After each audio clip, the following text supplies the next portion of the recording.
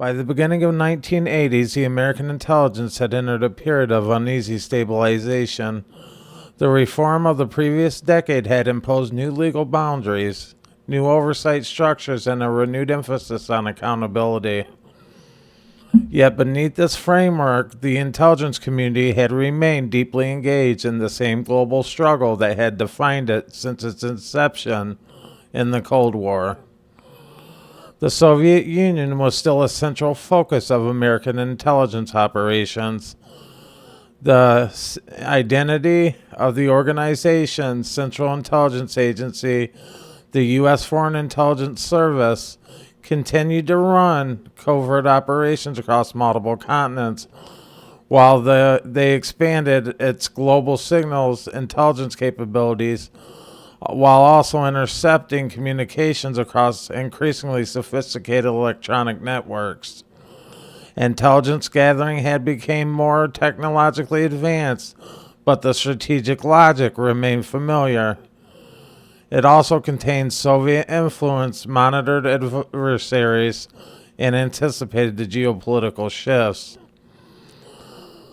During the early 1980s, one of the most significant covert efforts of the Cold War unfolded in Afghanistan.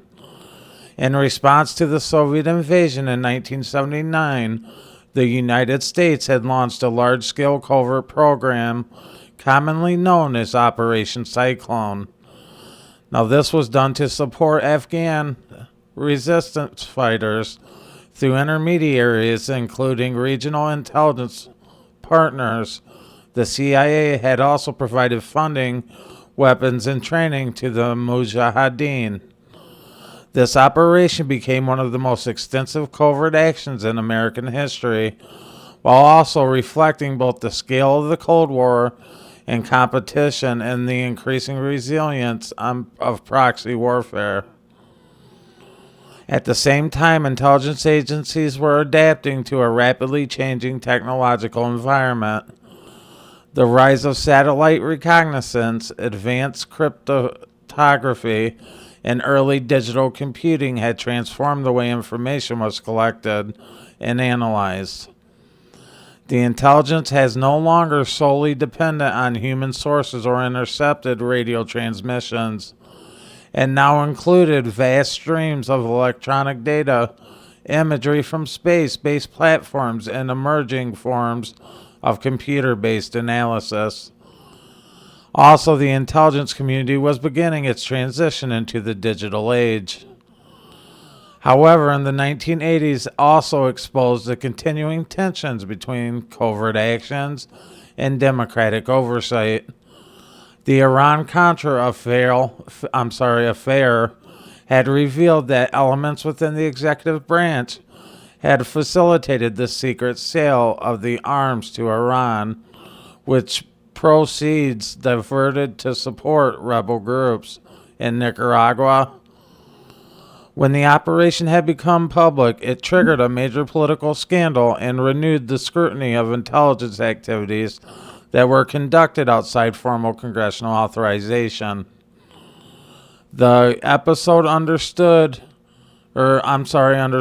a persistent reality that even after the reforms of the 1970s, the boundaries of covert action remained contested and at times fragile. As the decade progressed, the global balance of power began to shift.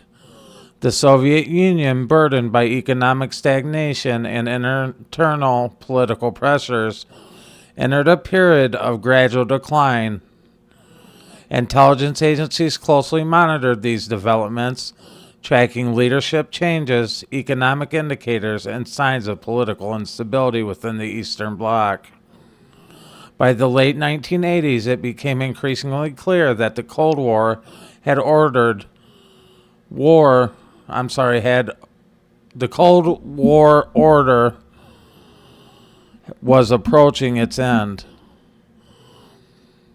Anyhow, the collapse of the Soviet Union in 1991 had marked one of the most significant geopolitical transformations of the 20th century.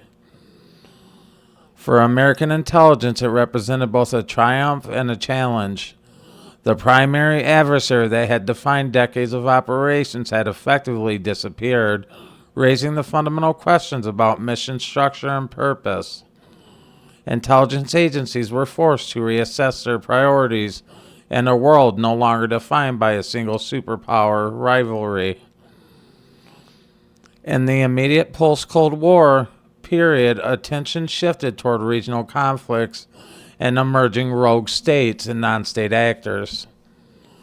The intelligence operations increasingly focused on the Middle East, where political instability, ideological movements, and unresolved conflicts created new security concerns. The rise of transitional terrorism had begun to reshape the intelligence priorities as attacks against American interests abroad signaled a new, more decentralized form of threat. One of the earliest and most significant warnings of the shift came in 1993, when a bombing at the World Trade Center in New York demonstrated that extremist groups were capable of striking within the United States itself. And although that attack did not achieve its intended structural collapse, it revealed vulnerabilities in domestic security and highlighted the growing importance of counterterrorism and intelligence. Throughout the 90s, additional attacks had reinforced this emerging pattern.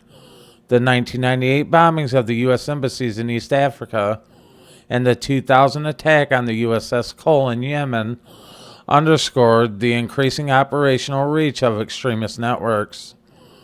Intelligence agencies worked to track and disrupt these groups, but the decentralized nature of the threat made traditional methods of intelligence collection more difficult to apply. At the same time, the intelligence community was undergoing internal transformation. The identity, the organization, Federal Bureau of Investigations, U.S. Domestic Law Enforcement, and Intelligence Agency had expanded its counterterrorism capabilities, while the CIA and the NSA adapted to the world in which information flowed more rapidly and across more complex networks than ever before. The rise of the internet introduced an entirely new domain of intelligence collection, also including digital communications and encrypted messaging, and early forms of cyber activity. Despite these adaptations, coordination between agencies remained a persistent challenge. The separation between foreign intelligence and domestic law enforcement had created structural gaps that complicated efforts to track the transnational threats. Intelligence was increasingly global in scope, but the organizational frameworks were still largely shaped by the Cold War assumptions. And by the end of the 1990s, intelligence professionals were aware that strategic environment and fundamentally had changed, even if the full implications were not yet understood. The United States was no longer operating in a bipolar world defined by superpower rivalry. Instead, it faced a fragmented landscape of regional conflicts, ideological extremism, and emerging technological threats. The stage was set for a new era, one in which intelligence would be tested not by a single adversary, but by a complex and evolving network of global dangers, and the assumption that had guided American intelligence for half a century were about to be challenged in ways they never could have fully anticipated. In Part 5, we will explore how the attacks of September 11, 2001 had transformed the intelligence community, once again, ushering in an era of counterterrorism, expanded surveillance, global war, and the rise of cyber and artificial intelligence as defining elements of modern intelligence work. Thanks for tuning in, and we'll see you in the next episode. Peace.